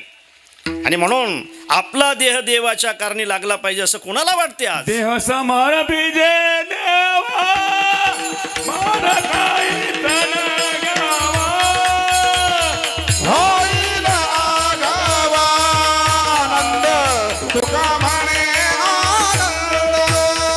देह समर्पिजे देवा मन काही तन गावा, होईल आगावा तुका म्हणे आनंद. 5 मिनिटात मी थांबणार आहे, मी जाणार आहे. मी चाल होण्याच्या अगोदर जाणार आहे बरं का. तुम्हाला सगळ्यांना मस्त चाल म्हणायची नंतर, कारण आम्हाला 12 वाजता यासाठी संपवायचं आहे. 5 वाजेपर्यंत बारामतीला पोचायचं आहे. हो, तिथं कथा आहे 6 म्हणून 12 वाजेपर्यंत करायचं आहे. बारामतीला जायचं आहे म्हणून 12 वाजेपर्यंत करायचं आहे, लक्षात. जोडून आलं ते तसं म्हणून सांगितलं आहे. आणि विठ्ठल विठ्ठल विठ्ठल देह देवाचे कारणी असं म्हणतात की हा देह भाड्यासारखा वापरला पाहिजे. परमार्थ करत असताना, धर्मकार्य करत असताना कसा वापरला पाहिजे? भाड्यासारखा. पहिले महाराज भाड्याने सायकली भेटायच्या ना, स्टँडजवळ स्टँड असायचं तिथं नाही का. आणि ते तिथून माणसं सायकली काढायचे आणि ते काढल्यानंतर तिचं ऑइल पाणी करायचे नाही का. हवा पाणी, ऑइल पाणी वगैरे सगळं व्यवस्थित करायचे आणि मग द्यायचे ना. हां, ऑइल पाणी करून नाही द्यायचे. हवा भरावंच लागत होती. हवा भरल्याशिवाय ती चालत नव्हती समजा. पण एखाद्या वेळेला तिला जर तुम्ही तिकडे नेलं तर ती भाड्यासारखी जशी आपण वापरत होतो, लोटून दिली की नाही, हे तुझं ते चाललो आम्ही. भाड्याच्या सायकलीचा जसा माणूस विचार करत नाही, हे जरा जुनं झालं. हे भाड्याच्या गाद्या बघा ना तुम्ही, गाद्या, भाड्याच्या गाद्या, ह्या गाद्या बिछाईत काय बापर किती चांगली वापरतात लोक. ते पाहुणे पांघरायला येते तर आथरायला येतेच असतात, गादीच. तसे पहिले भाड्याने घोडे भेटायचे. भाडी याचे घोडे आणले निजधामा रोकडे, ते आहे की गेले कुणीकडे हे स्मरेना पुढे जो दैसा. भाड्याचं घोडं जसं भाड्यासारखंच वापरलं पाहिजे. भाड्याची सायकल जशी भाड्यासारखीच वापरली पाहिजे ना, वापरतात लोक. भाड्याच्या गाद्या जशा लोक भाड्यासारख्या वापरतात, तसं या भाड्याने सुद्धा हे भाड्याने भेटलं, हे भाड्यासारखंच वापरलं पाहिजे, लक्षात. भाड्यासारखं धर्मकार्यासाठी नाही ना बाबा, हे भाड्यासारखंच वापरलं पाहिजे. पण काय करता, भाडे बिचारे तिकडे भाड्यासारखं वापरतायत. म्हणून देह देवाचे कारणी हे नामचिंतन रूपी बियाचं दुसरं फळ आहे. सर्वांग निर्मळ, सर्वांग निर्मळ, सर्वांग निर्मळ निर्मळ, सर्वांग निर्मळ निर्मळ, सर्वांग निर्मळ निर्मळ, सर्वांग निर्मळ निर्मळ. चित्त जैसे गंगा जल, चित्त जैसे गंगा जल, गंगा जल, गंगा जल. मुखी अमृताची वाणी, मुखी अमृताची वाणी. जैसे गंगा जल, चित्त जैसे गंगा जल, मुखी अमृताची वाणी वाणी मुखी अमृताची वाणी वाणी देह देवाची कारणी हे नामचिंतन रूपी बियाचं फळ आहे. देह एकतर देवाच्या कारणी तरी असला पाहिजे, देह एकतर देशाच्या कारणी तरी असला पाहिजे. फक्त देह जर प्रपंचाच्या कारणी असेल ना महाराज तर ते फुकट आहे, लक्षात ठेवा. प्रपंचावर तुम्ही किती प्रेम करा, तो प्रपंच आपल्यावर प्रेम करत नाही. म्हणून देह देवाची कारणी आणि देह देशाची कारणी. असे अनेक विषय आहेत. खरं म्हणजे सावरकर जेलामध्ये होते ताई, आणि त्यांची सौभाग्यवती त्यांना भेटायला आल्या. रडत होत्या. रडत असल्यामुळे सावरकरांनी म्हटलं, आता इकडे हा भाग त्यांचाच आहे ना. हो, सावरकरांनी म्हटलं की का रडते तू, काय पाप केलं आहे मी रडायसाठी. अरे मी काय अत्याचार करून जेलामध्ये आहे, बॅरिस्टर झालो म्हणून काय झालं, हा देश स्वतंत्र करायचं नाही तुम्हाला, किती दिवस पारतंत्र्यात ठेवायचं या मातीला, का रडते तू, काय झालं तुला रडायला. त्यावेळेला सौभाग्यवतीने सांगितलं की महाराज तुम्ही जेलात आहात म्हणून मी रडते असं नाही, तुम्हाला एक वाईट निरोप घेऊन आली महाराज. मी तुमचा प्रभाकर नावाचा मुलगा मेलाय महाराज, तुमचा प्रभाकर नावाचा मुलगा मेलाय. सावरकर असं म्हटले होते म्हणे, विक्षेप करू नका.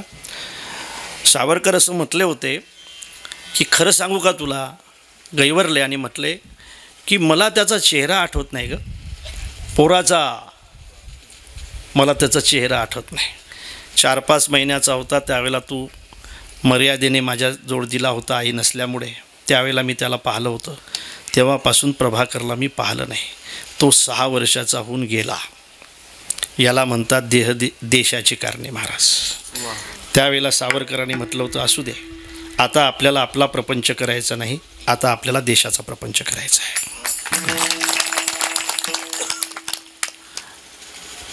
मला असं वाटतं की हे सगळं फक्त ऐकण्यासाठी नसलं पाहिजे महाराज, हे कुठंतरी सावध होण्यासाठी असलं पाहिजे. जब घायल हुआ हिमालय खतरे में पड़ी आज़ादी, जब तक ते सांस लड़े हो अपनी लाश बिछा दी, क्या लोग थे हो दीवाने, क्या लोग थे हो अभिमानी, जो शहीद हुए है उनकी अरे जरा याद करो कुर्बानी. तुम्ही तिकिटासाठी भांडत असाल तर का याद करो कुर्बानी, तुम्ही जर हे सगळं करत असाल तर जरा याद करो कुर्बानी. हे आहे का 75 वर्ष झाले ना फक्त, विसरलात तुम्ही. म्हणून सज्जनानो, आदर्श हा नेहमी मोठा असला पाहिजे आणि मोठ्याचा आदर्श नेहमी कृतीमध्येही आला पाहिजे, कृतीमध्ये आला पाहिजे. म्हणून एक तर देह देवाचे कारणे, नाही तर देह देशाचे कारणे, देशाचे कारणे. हो, आणि म्हणून देह देवाचे कारणे हे नामचिंतन रूपी बियाचं फळ आहे. सर्वांग निर्मळ हे सुद्धा नामचिंतन रूपी बियाचं फळ आहे. चित्त जैसे गंगा जळ हे सुद्धा नामचिंतन रूपी बियाचंच फळ आहे. गंगाजळ असं आहे ते तुम्ही कुठंही न्या, त्याच्यामध्ये विकार होत नाही. तसं मला असं वाटतं की ज्याचं चित्त पवित्र असेल ना ते कुठंही जाऊ द्या त्याच्यात विकार निर्माण होत नाही. चित्त जैसे गंगाजळ, कुठंही जाऊ द्या महाराज त्याच्यामध्ये विकार निर्माण होत नाही, जे नेहमी चांगलं राहते. आणि म्हणून चित्त जैसे गंगाजळ हे अखंड नामचिंतन रूपी बियाचं फळ आहे. हे तर झालेच, पण शेवटचं फळ आहे आत्यंतिक दुःखाची निवृत्ती आणि परमानंदाची प्राप्ती. तुका मने जाती, तुका मने जाती, तुका मने जाती, तुका मने जाती, तुका मने जाती, तुका मने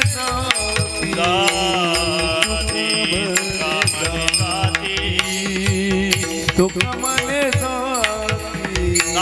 तुका मने जाती, तुका मने जाती, ताप दरुशन विश्रांती, ताप दरुशन विश्रांती, तुका मने जाती ताप, ताप दर्शन विश्रांती, ताप तुका म्हणे जाती ताप म्हणजे आत्यंतिक दुःखाची निवृत्ती. विश्रांती तुका म्हणे जाती ताप दर्शने विश्रांती परमानंदाची प्राप्ती. आत्यंतिक दुःखाची निवृत्ती परमानंदाची प्राप्ती याला मोक्ष म्हणताय. आणि हे सुद्धा नामचिंतन रूपी बियाचं फळ आहे. दर्शन विश्रांती पाप दर्शन पाप दर्शन पाप दर्शन विश्रांती कले दोष निधे राजन नास्ति एको महान गुणा कीर्तनात एव कृष्णश्च मुक्त संग परम रज. कलेग दोषाची खाण आहे. निर्विजा पृथ्वी निरौषध रसा नीचा महात्मा भूपाले निज धर्म कर्म रहिता विप्रा कुमार्गे रता भार्या मृत्यू विरोधिनी पररता पुत्रा पितु दूषका हा कष्टम खरु वर्तते कलियुगो धन्यानराय मृता. कलियुग हे पापाची खाण आहे. कले दोष निधे दोषाची खाण आहे. कलियुगामध्ये एक प्रधान साधन आहे ते म्हणजे नामसंकीर्तन. कले दोष निधे राजन नास्ति एको एक गुण मात्र फार मोठा आहे. कीर्तनात एव कृष्णश्च मुक्त संग परम रज. भगवंताच्या नामचिंतनाने जर मुक्ती असेल आणि ते जर सगळ्यांना घेणं शक्य असेल या युगामध्ये दुसरं साधना करायची नाही फक्त नामचिंतन. दर्शने दुःखी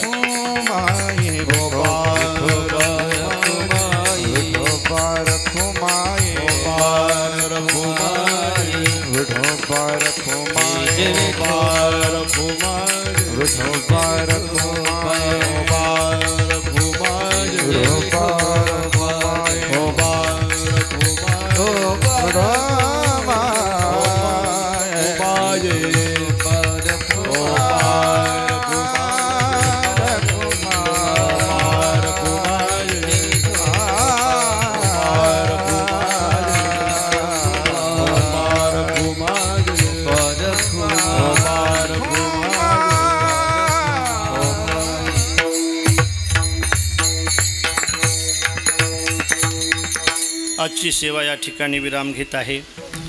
आमचे हरिभक्तीपरायण योगेश महाराज यांच्या मातोश्री वच्छलाबाई यांचे प्रथम पुण्यस्मरण आहे.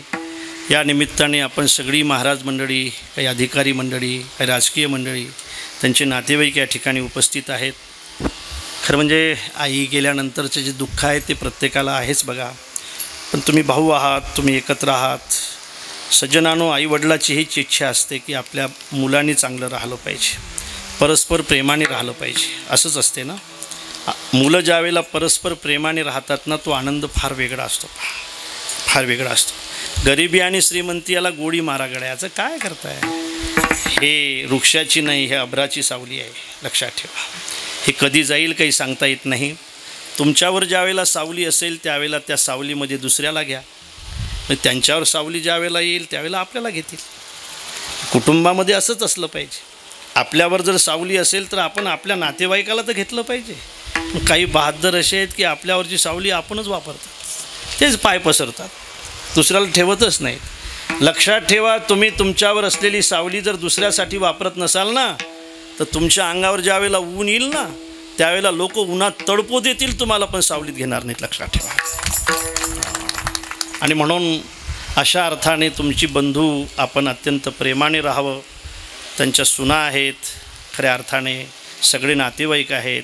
एक वाक्य बोलून जातो आणि थांबतो. महाराज, श्रीमंती म्हणजे समाधान नाही, समन्वय म्हणजे समाधान आहे. ज्या घरामध्ये समन्वय नाही त्या घरामध्ये किती श्रीमंती असू द्या, तुम्हाला समाधान भेटणार नाही.